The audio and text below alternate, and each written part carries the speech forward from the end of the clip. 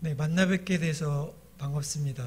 네, 또 온라인으로 함께 또 참석하고 계신 성도님도 반갑습니다. 저는 2005년도에 중국으로 파송을 받고 사역을 하다가 지금은 태국에서 사역을 하고 있고요. 여러분 알다시피 우리 중국의 사정이 많이 안 좋아서 중국에 계신 수천 명의 선교사님들이 한국 선교사님들만 쫓겨나 있는 그런 상황입니다. 지금은 잠시 안식년으로 한국에 들어와 있고요. 오늘 혹시 오시면서 선교사님이 말씀 전하니까 선교 간증이나 선교 사역에 대해서 이렇게 기대하고 오신 분들이 계시겠지만 박명재 목사님이 특별히 주일날 설교는 말씀에 좀 초점을 둬서 설교를 부탁했기 때문에 다음번에 기회가 되면 우리 선교 이야기를 좀 할 수 있는 기회가 있으리라고 믿습니다. 여러분, 그 행복의 비결은 무엇일까요? 행복의 비결은 무엇일까요? 제가 너무 식상하고 뻔한 질문을 여러분들한테 드렸는지 모르겠습니다. 우리 각자의 인생의 경험을 통해서 행복의 비결이 무엇인지 이미 알고 계신 분들이 있을 것이라고 믿습니다. 우리 모두는 다 행복을 추구합니다. 기독교인이든 비기독교인이든 그 어느 누구 하나도 불행하게 되는 것을 원하는 사람은 아무도 없습니다. 제가 몇 년 전에 EBS에서 그 다큐멘터리 중에 행복에 관한 주제로 방영한 것이 있었는데 제가 시청을 한 적이 있습니다. 그 내용은 하버드 대학에서 행복의 비결이 과연 무엇인지에 대해서 연구를 하기 위해서 278명을 대상으로 75년이라는 긴 세월을 이렇게 연구를 진행을 했습니다. 연구 대상자들이 어린 시절부터 노인에 이르기까지 그들의 삶을 다 추적을 하고 또 인터뷰를 하면서 연구를 진행을 했습니다. 그들 중에는 좋은 집안에서 태어난 사람도 있었고 또 빈민가에서 태어난 그런 사람들도 있었습니다. 여러분, 연구의 결론이 무엇일까요? 행복의 비결은 과연 무엇일까요? 이 하버드 대학의 연구의 결과가 무엇이었을까요? 사람들은 과연 무엇 때문에 행복해하고 무엇이 사람들을 행복하게 할까요? 연구 결과 75년 동안의 사람들의 그 삶을 추적해 본 결과 사람들의 인생이 참으로 다양했습니다. 어떤 사람들은 사회적으로 성공한 사람도 있었고 또 사회적으로 낙오된 사람들도 있었습니다. 행복의 비결은 금수저냐 또는 흙수저냐의 차이에 있지 않았습니다. 또 가방끈의 길고 짧음에도 있지 않았습니다. 명예와 권력에 있지도 않았습니다. 행복의 비결은 아주 단순했습니다. 그것은 바로 좋은 관계였습니다. 가족 간에 또는 이웃들 간에 또 동료들 간에 좋은 관계를 가지고 있는 사람은 자기 스스로를 행복하다고 여겼습니다. 반면에 관계가 깨어지거나 관계에 어려움이 있는 사람들은 자기 스스로를 불행하다고 여겼습니다. 삭개오의 이야기는 우리가 눈을 감고도 이야기할 수 있는 아주 친숙한 이야기입니다. 그래서 이 이야기에 담겨져 있는 교훈을 우리가 쉽게 이야기할 수 있습니다. 삭개오의 이야기는 우리에게 그 관계의 중요성에 대해서 우리에게 알려주고 있습니다. 제가 성경의 많은 이야기 중에 좋아하는 이야기 중에 하나이기도 합니다. 사실 우리가 다 안다고 해서 다 아는 것은 아닙니다. 우리가 똑같은 이야기도 다른 각도에서 보면 색다르게 보이기도 하고 또 새로운 감동을 주기도 합니다. 그래서 오늘 우리는 이 이야기 속으로 조금 더 깊이 들어가 보고자 합니다. 이 이야기 속에는 사실 굉장히 놀라운 그 진리가 담겨져 있습니다. 여러분, 그 이야기를 좀 들을 준비가 되셨습니까? 네. 여리고라는 그 도시에 그 삭개오라는 그 세리장이 살고 있었습니다. 이 성경에서는 이 삭개오를 딱 세 단어로 묘사를 하고 있습니다. 첫째는 삭개오는 세리장이었습니다. 둘째는 삭개오는 부자였습니다. 셋째는 삭개오는 키가 매우 작았습니다. 삭개오는 그 세리 그 평사원이 아니었습니다. 많은 세리들을 관리하는 그 임원급인, 오늘날로 이야기하자면 세무청장급이었습니다. 아주 지위와 권력이 굉장히 높은 사람이었습니다. 여리고는 지구상에서 가장 오래된 도시 중에 한 도시였습니다. 기원전 8,000년 전에 세워진 그런 도시였습니다. 여리고는 예루살렘으로 올라가는 그런 길목에 위치해 있었습니다. 그래서 여리고로 지나가는 그 상인들에게 세금을 받는 그런 도시였습니다. 당연히 유대인들의 돈이 가장 많이 오가는 그런 도시였습니다. 경제적 요충지였죠. 그리고 대도시 중에 하나였습니다. 당대의 그 왕인, 그 유대의 왕인 헤롯 왕의 겨울 궁전이 있었던 곳이기도 합니다. 이곳에서 세금을 총괄하는 최고의 높은 지위에 있었으니까 그 권력이 아마 대단했을 것입니다. 또 삭개오를 뭐라고 얘기합니까? 부자라고 이야기합니다. 그 당시의 이스라엘은 로마의 식민지였습니다. 그리고 세리는 그 로마의 세금을 징수하는 세금 징수원이었습니다. 그 당시에 그 로마가 세금을 징수하는 방법은 오늘날과는 조금 달랐습니다. 오늘날처럼 그 각자의 생산이나 또는 그 수입에 따라서 그 세금을 징수하는 것이 아니라 각 도시에 그 세금의 그 총량제를 실시했습니다. 예를 들어서 여리고는 100억, 또 예루살렘은 80억 이렇게 이런 식이었습니다. 그래서 세리들은 이 목표액만 채워서 로마에다 갖다 바치면 되고 그들이 얼마를 더 걷든지 로마는 상관하지 않았습니다. 그래서 당연히 이 세리들은 부과된 세 이상으로 그 세금을 걷어들였고 또 더 많은 돈을 사람들로부터 착취했습니다. 여리고라는 거대한 그 상업 도시에서 부자라고 불렸으니까 이 삭개오가 얼마나 많은 돈을 소유하고 있었겠습니까? 세 번째로 이 삭개오는 키가 매우 작았다라고 이렇게 표현합니다. 키가 작아서 예수님을 보고 싶었는데 사람들에게 가려서 예수님을 볼 수 없었다라고 얘기합니다. 그 당시에 그 고고학의 뼈를 통해서 추론을 해본 결과 당시에 그 남성의 평균 키가 165cm 정도 되었다고 합니다. 그러니까 삭개오는 이 평균적인 남성의 키보다 훨씬 작았을 것입니다.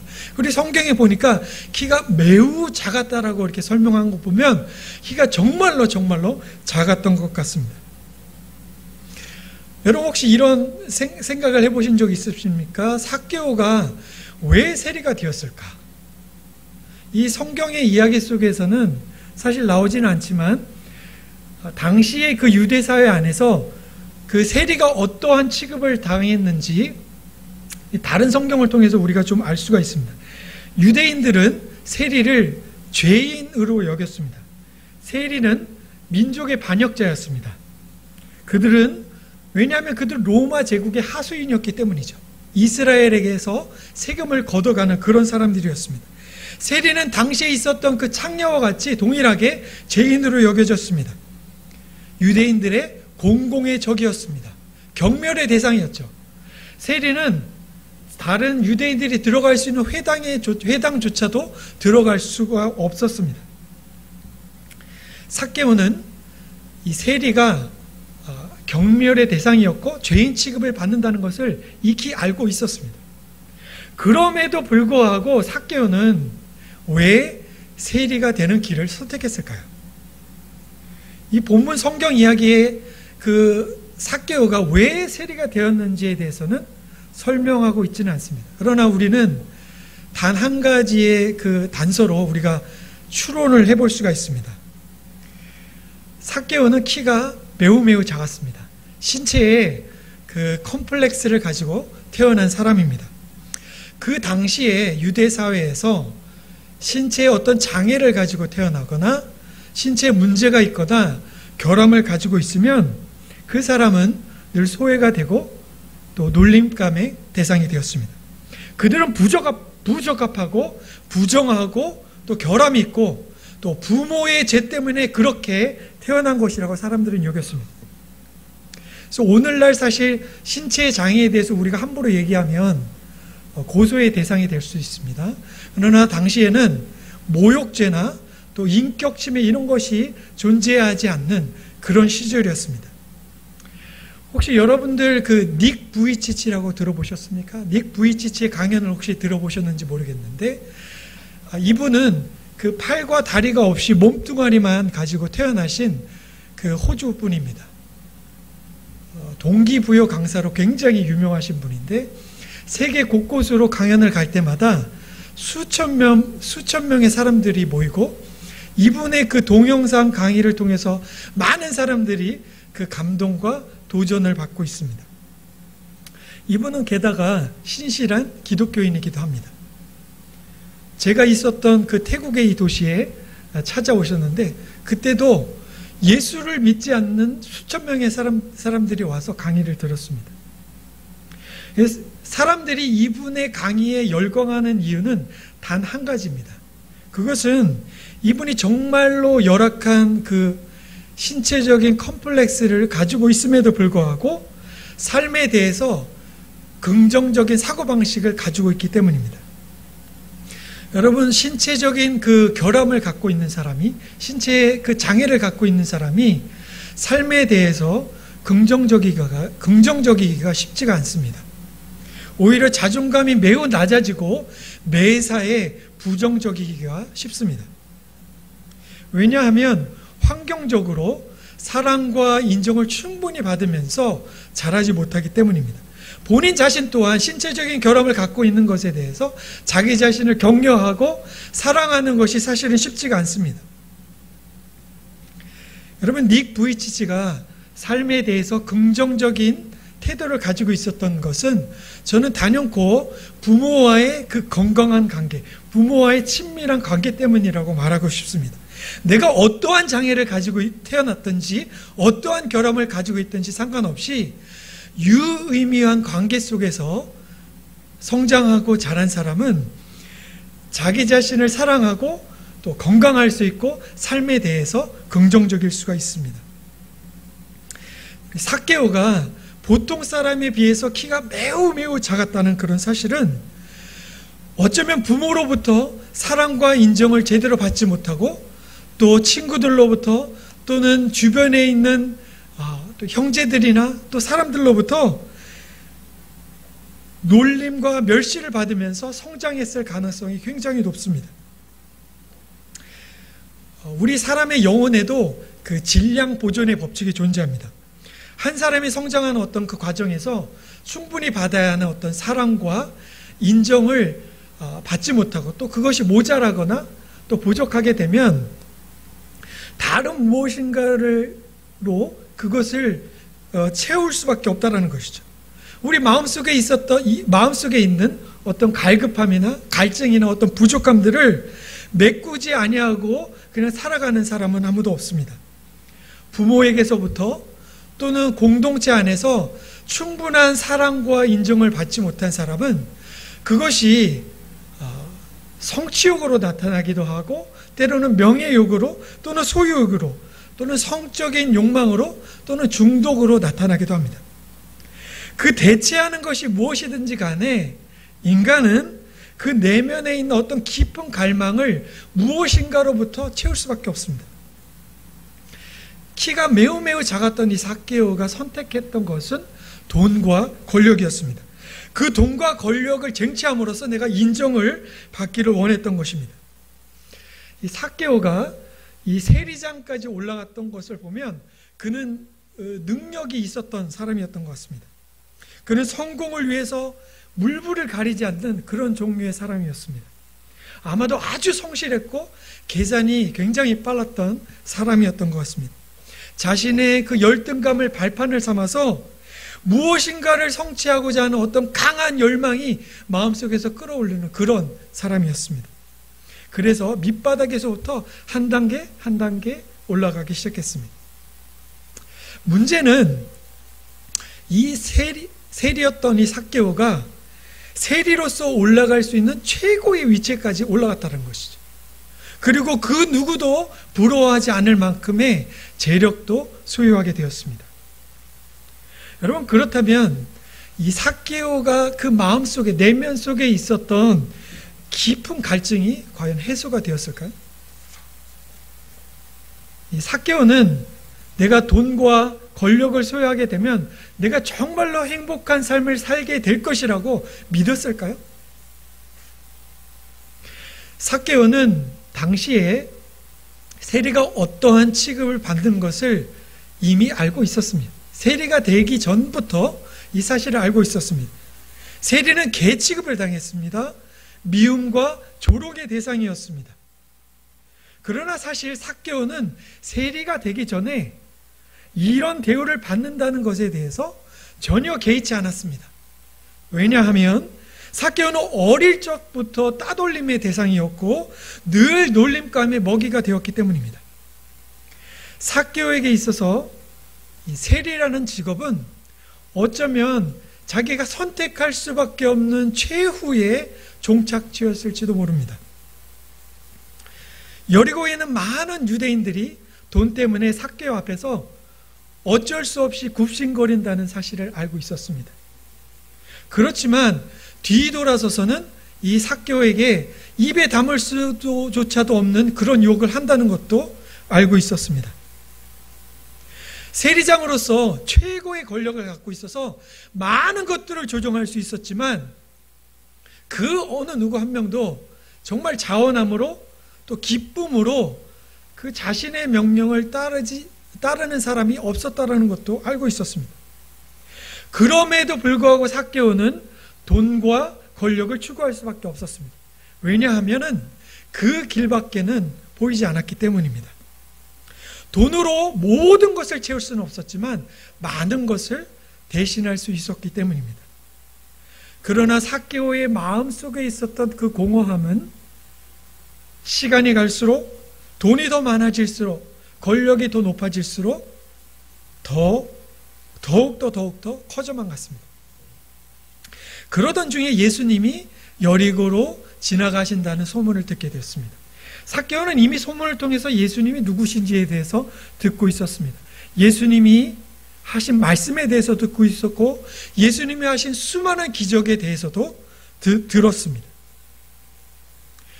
삭개오는 예수님이 지나가신다는 이야기를 듣고 뭔가에 홀린 것처럼 예수님을 한번 보고 싶다라는 강한 열망이 마음속으로 끌어올리기 시작했습니다. 뭔가 큰 기대감이 있었던 것은 아닙니다. 그저 한번 보고 싶었습니다. 선지자라 하기도 하고 또는 메시아라 하기도 하는 그 예수님이 과연 누구신지 얼굴 한번 보고 싶었고 그 말씀을 한번 직접 들어보고 싶었습니다. 예수님이 가시는 곳마다 늘 사람들이 북적였습니다. 병든 사람들, 예수님의 말씀을 듣고 싶어 하는 사람들, 또 그 기적을 직접 보고 싶어 하는 사람들이 북적였습니다. 예수님이 방문했던 이 여리고도 마찬가지였습니다. 수많은 사람들이 예수님을 에워싸고 있었습니다. 키가 작았던 이 삭개오는 군중 속에 계셨던 예수님을 볼 수가 없었습니다. 아무리 점프하고 뛰어도 예수님의 얼굴이 보이지 않았습니다. 삭개오는 그저 예수님의 얼굴을 보고 싶고 예수님이 하시는 말씀을 그저 듣고 싶은 것, 그것이 전부였습니다. 그래서 예수님을 보기 위해서 돌 무화과 나무로 올라갔습니다. 그 당시에 그 양을 치던 목자들이 오늘날 이 알바를 하는 것처럼 그 돌 무화과 나무를 관리를 해서 또 수익을 얻기도 하고 또 거기에 있는 열매를 따먹기도 했습니다. 그래서 그 목자들이 나무에 올라갔던 것처럼 삭개오도 자연스럽게 나무에 올라가서 예수님의 얼굴을 보기를 원했습니다. 그런데 예상치도 않게 예수님은 이 돌 무화과 나무를 그냥 지나치지 않으셨습니다.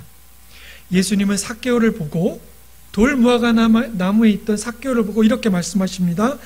삭개오야, 어서 내려오너라. 오늘 내가 너의 집에 유하여야 하겠다. 예수님의 이 한마디 말은 평범한 말이 아니었습니다. 오늘날로 이야기하자면 굉장히 충격적이고 쇼킹한 말입니다. 아주 파격적인 말입니다. 왜냐하면 이 말은 당시에 있었던 유대 문화를 정면으로 거스르는 내용이었기 때문입니다. 수많은 유대인들을 불편하게 만들고 판단하게 하는 그런 말이었기 때문입니다. 또한 이 말을 통해서 삭개오의 인생이 완전히 뒤바뀌었기 때문입니다. 이 한마디의 말에는 인생을 바꾸게 하는 그 강력한 무엇인가가 존재했습니다. 예수님의 이 말에는 아주 단순하지만 아주 명료하고 강력한 그 무엇인가가 담겨져 있습니다. 이 예수님의 말은 딱 두 가지입니다. 첫째는 삭개오의 이름을 아시고 불렀다라는 것이죠. 두 번째는 삭개오의 집에 가셔서 함께 머무시겠다는 것입니다. 예수님이 삭개오야 라고 불렀을 때 누군가가 예수님에게 미리 삭개오의 이름을 알려주신 적이 한 번도 없습니다. 그러나 이 예수님은 이미 삭개오의 이름을 알고 계셨습니다. 예수님은 삭개오가 그 돌 무화과나무에 올라가셔서 멀찌감치 예수님이 오시는 것을 보고 계실 것이라는 것을 이미 알고 계셨습니다. 당시의 삭개오는 몇 살쯤 되었을까요? 삭개오가 세리에서부터 세리장이 되기까지는 상당히 많은 그 경력을 쌓아야 올라갈 수 있었기 때문에 사실 중년 이상은 되었을 것입니다. 그러면 예수님은 과연 몇 살이 되었을까요? 그 당시에? 30대 초반이었습니다. 이 30대 초반의 청년이 50대의 그 중년의 이름을 이렇게 함부로 부른다는 것은 사실 우리나라 문화에서는 사실 이해할 수 없는 그런 행동입니다. 어른을 공경하는 유교 문화에서 나보다 나이가 한참이나 많은 사람의 이름을 부른다는 것은 굉장히 무례하고 또 존경이 없어 보이는 행동입니다. 그래서 우리나라 문화에서는 최소한 삭개오야 이렇게 부르면 안 되고 삭세리장님 이 정도는 불러줘야 합니다. 더군다나 우리가 생면부지의 사람을 처음 만났을 때는 최소한의 예의를 갖추는 것이 그 도리입니다. 저도 선교사로서 또 영어권에서 또 중화문화권에서 이렇게 생활하면서 제일 힘들었던 것 중에 하나가 저보다 그 나이가 한참이나 그 어린 사람들이 제 이름을 그냥 이렇게 부르는 것이었습니다. 그래서 제가 한국 이름을 쓰지 않고 영어 이름으로 부르라고 이렇게 얘기를 했습니다. 그래서 영어 이름으로 불렀는데 그것은 좀 그나마 좀 괜찮았습니다. 그런데 그 중에 제 한국 이름을 알고 계신 분들이 한국 이름을 부르면 조금 더 친숙해지는 줄 알고 저한테 명규 이렇게 불렀습니다. 제가 기분이 썩 좋지가 않았습니다. 아무 호칭도 없이 그냥 명규 이렇게 부르는 것이 별로 좋지가 않았습니다. 예수님은 당시에 그 랍비로서 또는 선지자로서 또 메시아로서 그 존경받는 분이셨습니다. 30대의 젊은 청년이었음에도 불구하고 존경받는 어른으로 여겨졌습니다. 그럼에도 불구하고 이름을 이렇게 부른다는 것은요, 사실 우리 문화에서는 좀 이해하기가 어렵습니다. 그래서 지금부터는 우리 문화를 잠시 내려놓고 좀 생각해 보아야 합니다. 당시의 그 유대 문화 안에서 그 이름을 부른다는 것은 오늘날 우리가 이름을 부르는 것하고는 조금 다릅니다. 그 이름을 부른다는 것은 큰 의미를 가지고 있었습니다. 하나님은 아브라함을 아브라함으로 계명해 주셨습니다. 아브라함은 열국의 압이라는 뜻이죠.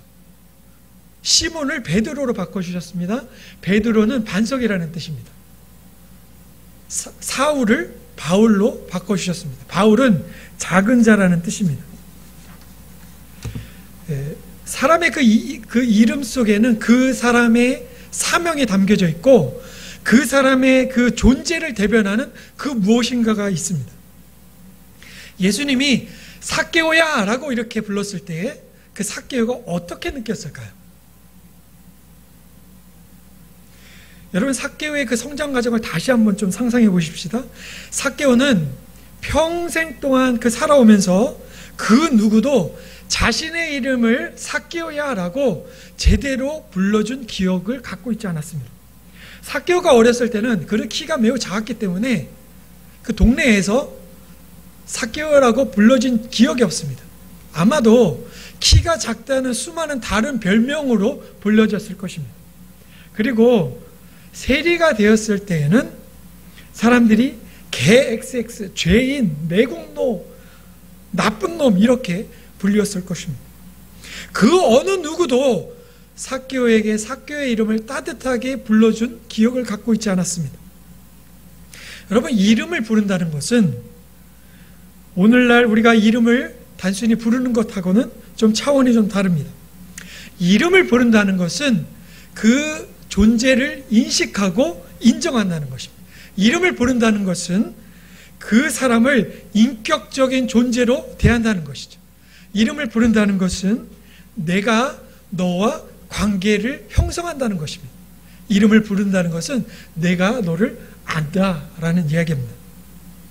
삭개오는 다른 사람들과 이런 인격적인 관계를 형성해 본 적이 없습니다. 그래서 그의 이름이 제대로 불려진 기억을 갖고 있지 않습니다. 삭개오는 예수님에게 자신의 이름을 가르쳐 준 적이 없습니다. 그러나 오늘 예수님은 삭개오를 이미 알고 계셨고 그의 이름을 부르고 계십니다. 그리고 예수님이 삭개오야 라고 불렀을 때 삭개오는 난생 처음으로 누군가가 자기 자신의 이름 석자를 불러준 경험을 하게 되는 것입니다. 제가 고등학교 2학년 때 그 윤리 선생님이 계셨습니다. 이 윤리 선생님은 수업을 시작하시기 전에 항상 하시는 것이 있었습니다. 그것은 60명의 그 한 반에 있었던 학생들의 이름을 일일이 부르시고 또 얼굴을 이렇게 대조해 갖고 보시는 것이었습니다.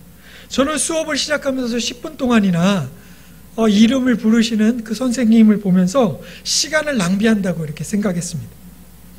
왜냐하면 한 학년이 10반이 있었고 또 한 반에 60명이 있었고 그 한 학년에 600명의 학생이 있었습니다.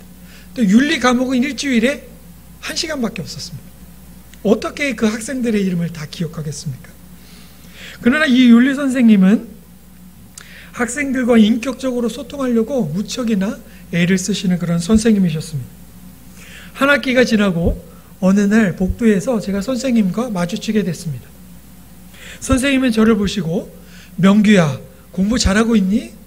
이렇게 정확하게 저의 이름을 부르셨습니다. 저는 학창 시절에 있는지 없는지도 모르는 아주 조용한 그런 학생이었습니다. 선생님하고는 단 한 번도 이야기를 나눠본 기억이 없습니다. 그러니까 윤리 선생님께서 저의 이름을 부르셨을 때 저는 가슴이 막 뛰기 시작했습니다. 그리고 가슴 한 구석에서 이렇게 구석에서 그 느껴지는 울컥함이 있었습니다. 그리고 그 기억은 30년이나 훨씬 지난 지금까지도 제 안에 생생하게 남아 있습니다. 김춘수 시인의 그 꽃이라는 시에서 우리에게 아주 익숙한 그런 글귀가 있습니다. 내가 그의 이름을 불러주기 전에는 그는 다만 하나의 몸짓에 지나지 않았다. 내가 그의 이름을 불러주었을 때 그는 나에게로 와서 꽃이 되었다. 여러분, 삭개오의 이름을 불러주신 그 예수님의 음성은 단순한 이름 호명이 아니었습니다. 내가 너를 안다라는 그런 부름이었습니다. 삭개오야, 내가 너를 안다. 너의 외로움을 안다. 너의 갈급함을 안다. 너의 좌절을 안다라는 부르심입니다. 예수님이 삭개오의 이름을 부르신 것은 하나님과의 관계로의 초청이었습니다. 예수님이 삭개오의 이름을 부르셨을 때 인격과 인격 사이의 관계가 형성되기 시작한 것입니다. 하나님과 하나님의 자녀로서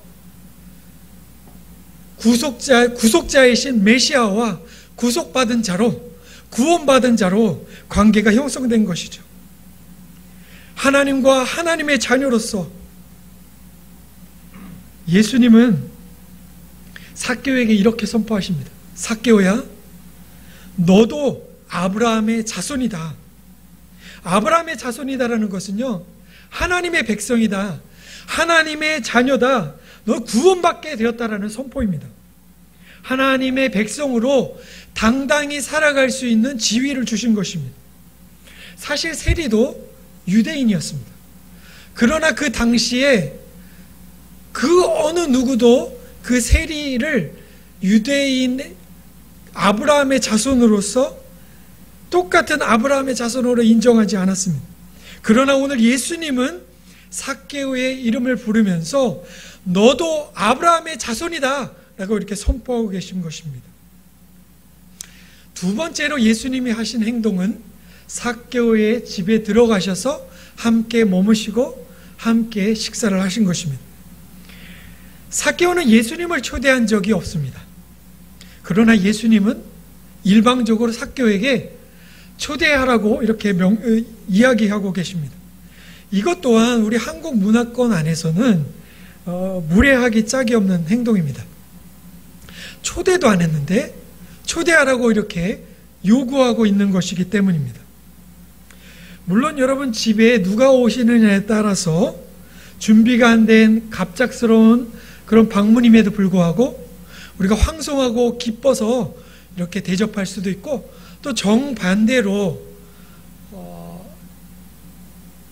대접하기가 너무 힘들어서 거절할 수도 있습니다.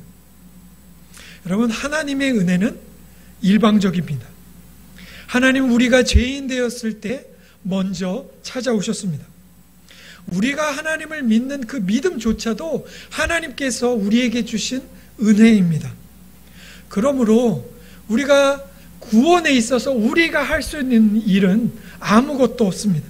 우리가 하나님 앞에서 구원받은 사실은 모두가 다 하나님의 은혜입니다. 예수님께서 그 집에 머무셨다는 것은 그 삭개오와 함께 식사를 나누셨다는 것입니다. 여기서 함께 식사를 했다는 것은 당시 그 유대 문화 안에서 상당히 큰 의미를 지니고 있습니다. 초대교회 교인들은 모일 때마다 식사를 함께 나누었습니다. 당시의 공동체는 밥상 공동체였습니다. 조금 더 강조해서 얘기하면 초대교회 교인들은 그리스도 안에서 먹기 위해서 모였습니다. 함께 먹고 함께 마시면서 부활하신 예수 그리스도의 공로로 함께 지체된 함께 형제 자매됨을 확인하고 말씀과 은사로 함께 교제하고 나눌 수 있었습니다. 그러나 당시에 예수님은 세리들과 또 죄인들과 함께 식사를 한다고 비난을 받았습니다. 그래서 바리새인들은 당시에 있었던 바리새인들은 이 죄인들과는 말도 섞지 않았습니다. 이 죄인들과 함께 식사를 한다는 것은 상상할 수조차도 없는 일이었습니다. 그것은 불결하고 거룩하지 않으며 그들을 인정해서 죄를 짓는 것이라고 생각을 했습니다. 오늘날로 비유를 하자면 이것은 굉장히 좀 민감하기 때문에 제가 말씀드립니다. 그래서 오해 없이 잘 들으시기 바랍니다. 우선 말씀드리자면 저는 동성애를 반대하는 목사입니다. 성경에서는 분명히 동성애는 죄라고 말하고 있습니다. 그런데 오늘날 우리가 내가 동성애 친구자가 있다, 동성애자 친구가 있다고 누구에게 이렇게 말한다면 누구나 다 우리에게 의심의 눈초리를 좀 보낼 것입니다. 너도 혹시 그 무리 아니야? 너 혹시 동성애를 인정하는 거 아니야? 그래서 우리가 동성애자들과 말을 섞거나 또는 어울리거나 그들이 우리 주변에 있는 것조차도 아주 불안해합니다. 저희가 있었던 태국은 사실 동성애자들이 굉장히 많은 그런 나라 중에 하나입니다. 트랜스젠더도 많고 제가 섬겼던 교회에서도 사실은 동성애자가 나왔습니다.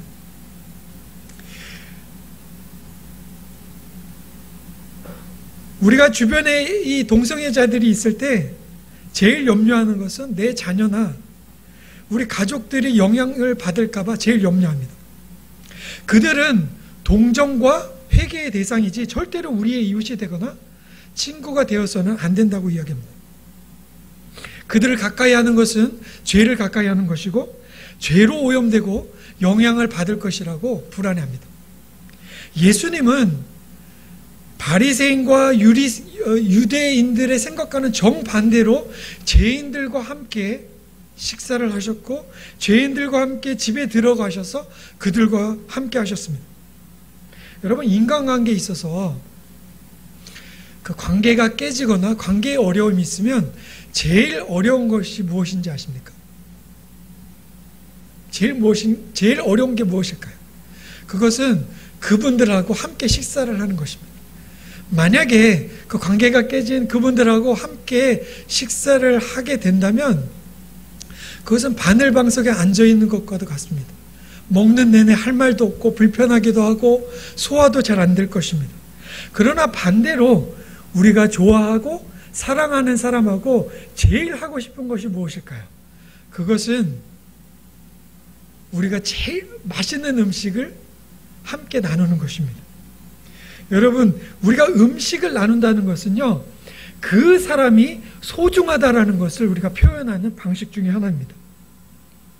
제가 사역했던 중국에 무슬림이 있습니다. 제가 무슬림 사역을 했는데 회족이었습니다. 그 회족은 그 전통 문화가 많지가 않았습니다. 그들은 노래하고 춤추는 것을 세속적인 것으로 여겨서 터부시했기 때문입니다. 그래서 지금도 노래하고 춤추는 것을 죄로 여깁니다. 그러나 회족들이 모일 때마다 중시하는 것이 있었는데 그것은 함께 먹는 것이었습니다. 이웃들끼리, 가족들끼리, 때로는 손님들을 초대해서 함께 먹는 것, 그것이 제일 큰 문화였고 제일 큰 전통이었습니다. 여러분, 예수님께서 삭개오의 집에 들어가셔서 함께 식사를 나누셨다는 것은 예수님은 삭개오를 더 이상 죄인으로 여기지 않으셨다는 것입니다.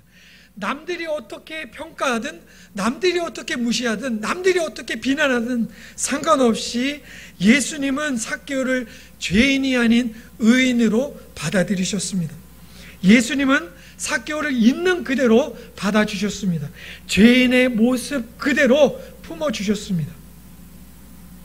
예수님은 삭개오를 죄인이 아닌 친구로 맞아주셨습니다. 삭개오는 평생을 인정받기 위해서 노력했던 사람이었습니다. 삭개오는 평생을 의미 있는 관계를, 좋은 관계를 맺기 위해서 처절하게 투쟁했던 사람이었습니다. 그는 예수님을 만난 후에 그가 그토록 바라던 관계를, 그가 그토록 바라던 인정을 소유하게 되었습니다. 그가 그토록 추구하던 인정을 받게 되었습니다. 우리가 이런 질문을 던질 수가 있습니다. 어떻게 예수님께서 하신 그 한마디의 말, 삭개오야 어서 내려오너라, 내가 오늘 내 집에 머물러야겠다, 이 한마디 말에 이 삭개오의 인생이 완전히 뒤바뀔 수 있을까? 여러분, 이 한마디의 말이 강력했던 이유는 예수님의 일방적인 초대였기 때문입니다. 예수님의 일방적인 베품이었고 일방적인 은혜였기 때문입니다. 하나님과의 친밀한 관계로의 초대였습니다. 이것은 하나님이 하시기 때문에, 성령님이 하시기 때문에 한마디의 말로 우리가 구원을 받을 수 있습니다. 한마디의 말로 사람이 완전히 뒤바뀔 수가 있는 것입니다. 누가 뭐라고 해도 삭개오는 하나님으로부터 인정을 받았습니다. 삭개오는 하나님으로부터 용서와 죄사함을 얻었습니다. 삭개오는 하나님으로부터 구원을 받게 되었습니다. 그리고 죄사함을 얻고 새 사람으로 바뀌었습니다. 그리고 삭개오는 결단합니다. 소유에 내가 가지고 있는 소유의 절반을 팔아서 가난한 사람들에게 나눠주겠습니다. 속여서 빼앗은 일이 있으면 내 배를 갚겠습니다. 이신칭이라는 말이 있습니다. 믿음으로 의롭게 된다는 말입니다.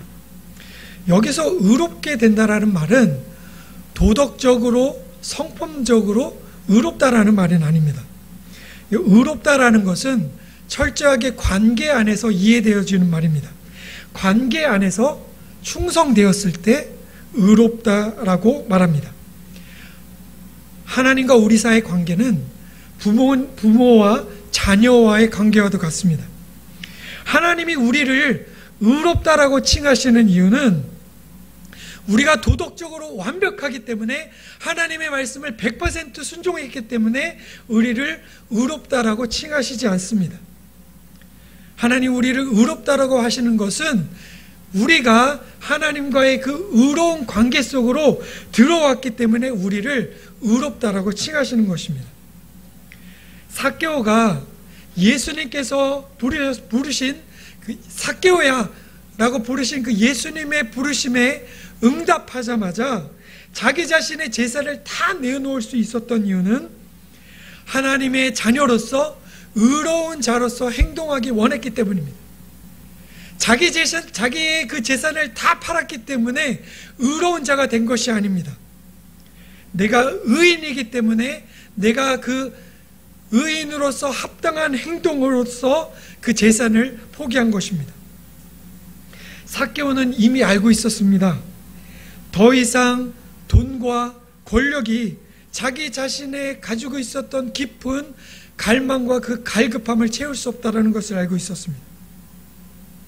그 어느 것도 그에게 평안과 기쁨을 가져다 줄 수 없다는 것을 알고 있었습니다. 삭개오는 하나님의 자녀로서 의롭다함을 받은 자로서 돈과 권력에 더 이상의 미련이 남아있지 않았습니다. 많은 사람들은 이 삭개오가 자기 재산을 포기한 것을 재산 포기 결단을 매우 높이 평가합니다. 그러나 예수님을 진정으로 만난 사람이라면 모두가 다 이렇게 반응합니다.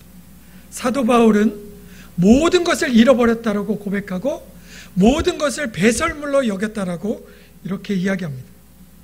내가 붙잡고 있던 것이 그 무엇이든지 주님 앞에서는 모든 것이 다 헛되고 헛된 것입니다.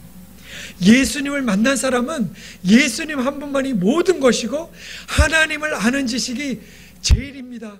그것이 최고입니다라고 고백할 수밖에 없는 것입니다. 여러분, 삭개오의 그 이름을 부르신 그 예수님께서 오늘날도 동일하게 우리의 이름을 부르고 계십니다. 삭개오야, 명규야. 예수님께서는 우리의 이름을 매일매일 예수님의 그 관계 안으로, 예수님과의 그 친밀한 관계 속으로 초청하고 또 우리의 이름을 부르고 계십니다. 여러분, 그 예수님께서 부르시는 그 음성을 여러분 듣고 계십니까? 하나님께서는 이미 우리의 이름을 알고 계십니다. 우리의 상황들을 알고 계시고 우리의 처지를 이미 다 알고 계십니다. 예수님은 우리의 이름을 부르시면서 인격적인 관계로 들어오도록 우리를 초청하고 계십니다. 인격 대 인격으로 교제하고 소통하기를 원하시는 것이죠.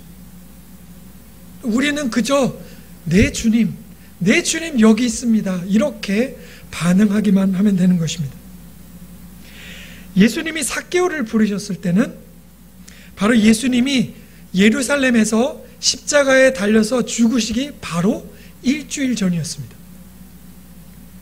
예수님은 삭개오에서 하룻밤을 지내시고 예루살렘으로 바로 들어가셨습니다. 예수님은 십자가의 죽음이 눈앞에 있다는 것을 이미 알고 계셨습니다. 이 중요하고 이 절박한 시간에 예수님은 한 사람을 위해서 한 사람과 시간을 보내셨습니다. 곧 다가올 죽음을 목전에 두고 조금 더 많은 사람들에게 말씀을 전하시고 조금 더 많은 사람에게 기적을 행하시는 길을 선택하지 않으셨습니다. 한 영혼이 회복된 관계로 들어오도록 초청하셨고 그 한 영혼과 시간을 보내셨습니다. 왜냐하면 예수님이 이 땅에 오신 이유는 한 영혼을 구원하기 위해서이기 때문입니다. 예수님은 한 영혼을 이만큼 소중히 여기시고 그 한 영혼을 위해서 십자가에 달려 돌아가시고 그 한 영혼을 위해서 집중하셨습니다. 이것은 예수님의 놀라운 전략입니다. 변화된 한 영혼을 통해서 예수님의 복음이 전파되기를 원하시고, 거듭난 한 영혼을 통해서 하나님의 나라가 확장되기를 원하시는 것입니다. 여러분, 혹시 여러분 아직도 그 돌 무화과 나무 위에서 두려워서 못 내려오고 계십니까? 혹시 마음 가운데 아직도 그 갈등과 죄악과 또는 두려움과 또 염려 때문에 그 돌 무화과 나무 위에서 계신 분들이 계십니까? 어떤 것이 여러분들을 올가 매고 있든지 상관없이 주님이 여러분들의 이름을 부르신다면 네 주님 하고 내려오시면 됩니다. 예수님은 여러분들의 마음이 하도 답답해서 돌 무화과 나무 위로 올라가신 여러분들의 그 심정을 이미 알고 계십니다. 어쩌면 큰 기대도 없고 큰 소망도 없이 그저 돌 무화과 나무 위에 올라가셔서 먼 발치에 계신 그 예수님을 바라보고 계신 여러분들의 마음과 심정을 예수님 이미 알고 계십니다. 오늘 이 시간에 예수님께서 말씀하십니다. 내가 너와 함께 먹고 너와 함께 마시고 너와 함께 있겠노라. 삭개오야 이리 내려오너라. 내가 너와 함께 있고 내가 너를 쉬게 하리라. 너의 모든 짐을 내려놓고 내 안에서 쉬어라. 내가 너와 함께 먹고 너와 함께 쉬고 영원히 함께 있기를 원한다. 여러분, 오늘 예수님께서 우리에게 초청하고 계십니다. 삭개오처럼 우리도 예수님의 이 초청에 그냥 응답하시면 됩니다. 네 주님, 주님 안에서 쉬겠습니다. 네 주님, 주님 안에서 기뻐하겠습니다. 네 주님 안에서 회복하겠습니다. 내가 붙잡고 있는 그 모든 것을 주님 안에 주 앞에 내려놓겠습니다. 네 주님, 주님이 나의 전부가 되십니다. 주님 한 분만으로 만족합니다. 우리 함께 우리 눈을 감고 잠시 기도하겠습니다. 혹시 오늘 말씀을 통해서 하나님께서 여러분들에게 말씀하신 것이 있다면 그것을 붙잡고 함께 좀 반응하면서 기도하겠습니다. 오늘 예수님께서 오늘 동일하게 삭개오를 부르셨던 것처럼 그분의 친밀한 관계 안으로 우리를 초청하고 계십니다. 내가 내 마음속에 있었던 어떤 갈등이나 어떤 죄악이나 어떤 걱정이 있든지 다 내려놓고 우리 주님 앞에 우리 반응하십시다. 주님 안에서 회복하겠습니다. 주님 안에서 기뻐하겠습니다. 우리 함께 각자에게 말씀하신 그 말씀대로 우리 함께 통성으로 함께 기도하겠습니다. 같이 기도하십시다.